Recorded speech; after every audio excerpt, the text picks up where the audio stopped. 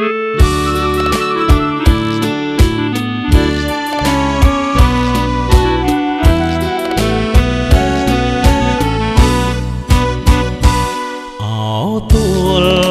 ាកាមិនមានដួងចិត្ត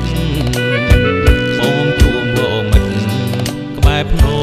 តាមមឿងថ្ងៃនោះបងបានឲ្យផ្កាស្បៃរឿងមួយតងពណ៌លឿងអូនសៀតគេសាគ្រានឹងត្មិតមាសស្ងួនម្ចាំងបេងដូង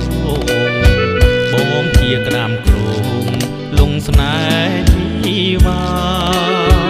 ឲ្យតែក្តាមស្នោកំក្បត់អង្ក្រាគង់តែវាសនាដាំងទៀនស្នេហ៍ស្នងកំពុងសង្ឃឹមកម្មយើងត្រូវព្រាត់យើងឃ្លាតបោស័ព្ទដល់បាត់ដំបងជួបអូនទៀតនៅដំណាំងលួងស្បៃរឿងមួយតស្នេហ៍បងឥតឃ្លាតម្ដងនេះយើងស្គាល់ចិត្តគ្នាច្បាំងហើយតែប្រុងបងអើយកម្មយើងរវិតព្រោះអូនត្រូវរៀបការនឹងគេទៀតម្ដាយអូនជ្រែកជ្រៀតឲ្យយើងសែនខ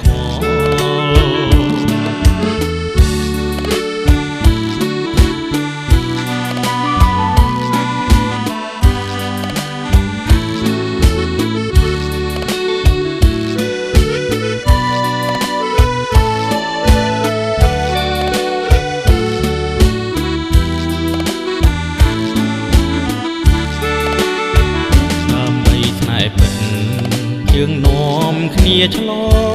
ងពីបាត់ដំបងទៅរតនមណ្ឌលបៃលិនសំសងសោភាំងមង្គលក្រមលុបដើមស្រល់បែអូតាពុកអោភ្នំយ៉ាតស្ពានយល់ស្រមោលកម្មផល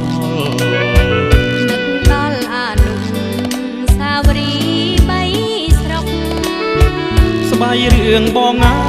យតទៅថ្ងៃមុខចាំយើងផ្ញើទុក